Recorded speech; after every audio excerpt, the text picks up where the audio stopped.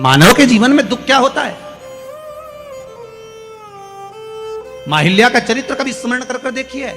जब जब जीवन में दुख आया, 8 वर्ष की आयु में शादी हो गई, 21 वर्ष की आयु में विधवा हो गई, और थोड़ा ही समय निकला था, बेटे को राज सत्ता पर बिठाया, मालूम पड़े बेटा भी शांत हो गया, अकेली रही।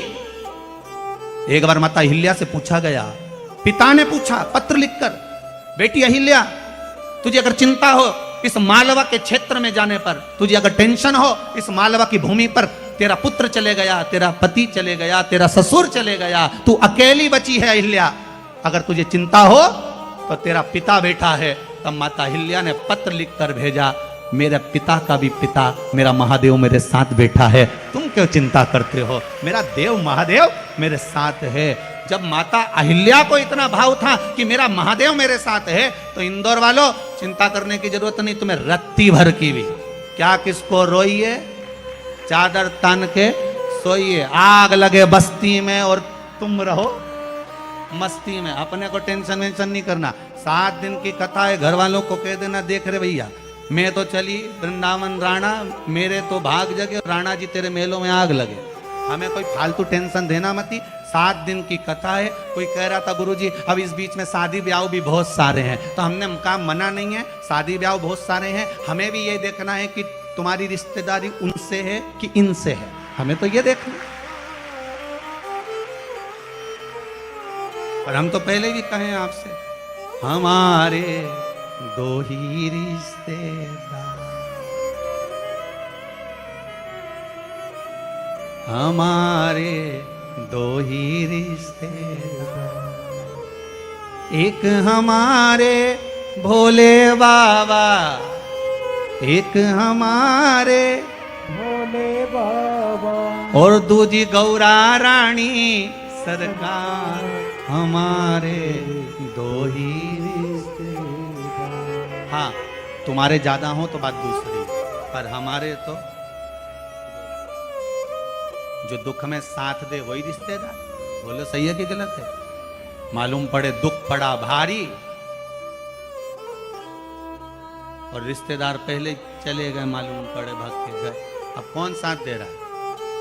अभी इतना कोरोना महामारी फैली, इतनी फैली, जगह जगह जगह जगह कमरे तक नहीं मिल पाए, दवाई तक नहीं मिल पा रही थी, लोग साहब को फोन लगा रहे थे, पर आखिरी में जब कोई काम नहीं आया तब मेरा उज्जैनी नरेश महाकाल का नाम लिया गया और उसने सब रोग मिटाया। सेवा करने पर आपसे भी निवेदन है, जिस दिन तुम्हारा मन दुखी हो, जिस दिन तुमको लगे कि हमारे मन को आज अशांति है, आज मेरा बड़ा सा कोई काम अटक गया है, मेरा बेटा आज परीक्षा देने के लिए गया है, आज मेरे बेटे को इस परीक्षा में पास होना चाहिए, आज मेरा पति गया है उसकी नौकरी लगना चाहिए, मैं बड़ी दुखी हूं, सब दूर माथा टेक लिया, सारे संसार में होकर आ गए, सबसे जाकर निवेदन कर लिया, जब हार गए तब किसी शंकर के मंदिर में एकांत में बैठ जाना, 1 लोटा पानी चढ़ाकर, 5 बेलपत्र चढ़ाकर, 1 चावल का दाना शिव को समर्पित कर कर एकांत में बैठकर शंकर को निहारते हुए श्री शिवाय नमस्तुभ्यम का जाप करना, अपने दिल की बात उससे कह देना। जब वो एकांत में बैठा हो, कोई नहीं हो मंदिर में, तब तुम बैठना, उससे कहना आज मेरा पति नौकरी के लिए गया है, मैं जानती हूं कि मैं हो सकता है पाप कर्म कराऊं, पूर्व में क्या क्या करा अपने को क्या मालूम, हो सकता है मेरा पति भी पूर्व में कोई कर्म विकार करा होगा, सारे जगत में धक्के खा लिया, सारे दुनिया भर में घूम कर आ गए, पर मेरे बाबा अब कहीं पर नहीं जाऊंगी, आखिरी है तू और तेरा द्वार, अब नहीं छोड़ूंगी। और उस बाबा से निवेदन कर कर जाना, 8 दिन 15 दिन इंतजार तो करो, उस बाबा से बोलने के बाद, एक टेबलेट भी खाते हो तो थोड़ी देर बाद असर करती है, तो थोड़ा इंतजार तो करो उसको बोलने के बाद, भटकना मती। उसके दरवाजे पर जाने के बाद भी अगर काम नहीं हो तो समझ लेना कि हमारा कर्म कुछ ज्यादा गड़बड़ होगा लगा है, अभी समय लगेगा, भटकना मती। नहीं तो इनके छोड़ के दुनिया के लोग तो बड़े भटकते हैं, पहले राम जी के पास चले जाए, राम जी से काम नहीं बने, हनुमान जी के पास चले जाए, हनुमान जी से काम नहीं बने, ठाकुर जी के पास चले जाए, ठाकुर जी से काम नहीं बने, शंकर जी के पास चले जाए, शंकर जी से काम नहीं बने, तो कहीं दूसरी जगह जगह चले जाए, मैं नाम नहीं लूंगा, तुम समझ जाओ। कोई दूसरे धर्म में प्रवेश कर जाते हैं, कोई हिंदू धर्म को छोड़कर दूसरा धर्म अपना लेता है, क्यों? देवता नहीं सुन रहे, तो दूसरा धर्म अपना लिया, फिर निवेदन करूंगा। मेरे हिंदू धर्म से बड़ा कोई धर्म हो ही नहीं सकता, ये पक्का है। इस हिंदू धर्म से बड़ा कोई धर्म नहीं हो सकता। आपको गौरवान्वितता महसूस होना चाहिए, मेरा राम मेरा कृष्ण। अन्य जगह पर केवल लोग कहते हैं उनके धर्म में एक देवता होता है, हम कहते हैं बफेट का जमाना है इसलिए हमारे 33 कोटि देवता है। तुम्हारी मर्जी पड़े जिसको उठा लो, तुम्हारी मर्जी पड़े जिसको उठाओ।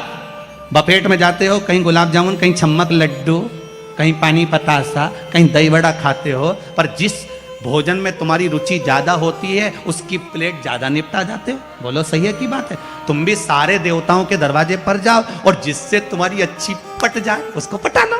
33 कोटि देवता में एक है, चाहे राम कृष्ण शिव भवानी जगदम्बा दुर्गा, जो तुम्हारे चित्तवृत्ति में आए उसको रिझाओ, उससे लगन लगाओ, उससे दृष्टि मिलाओ और उससे जाकर अपने दिल की बात कहो। जब शंकर से दिल की बात कहोगे पक्का है वो सुनेगा। हम कई बार कहते हैं अगर हो सके, कभी कभी होता है कि बहुत तकलीफ है और नहीं हो रहा काम, बहुत दिनों से लगे हो नहीं हो रहा, हरा मूंग ले जाओ। मूंग के दाने तो रहते हैं घर में, केवल 31 मूंग के दाने लेकर जाइए, 31 चावल के दाने लेकर जाइए और 31 ही बेलपत्र लेकर जाइए। जिस दिन सोमवार की अष्टमी हो, कौन से दिन? सोमवार की अष्टमी हो, उस दिन शंकर जी के मंदिर में जाओ, 3 चीज लेकर जाओ, मूंग के दाने, चावल, बेलपत्र। चावल जो 31 लेकर गए हो अपनी कामना कर कर शंकर जी की देहली पर रखो, चौखट पर, कहीं पर भी एकांत में उसको रख दो। मूंग के जो दाने लेकर गए हो 31, वो नंदी के पास में, जो नंदी का पांव ऊंचा रहता है उस पांव के पास रख दीजिए। और जो 31 बेलपत्र लेकर गए हो वो 31 बेलपत्र अशोक सुंदरी वाली जो जगह है, आपको पहले बताया है कथा में, अशोक सुंदरी जी का स्थान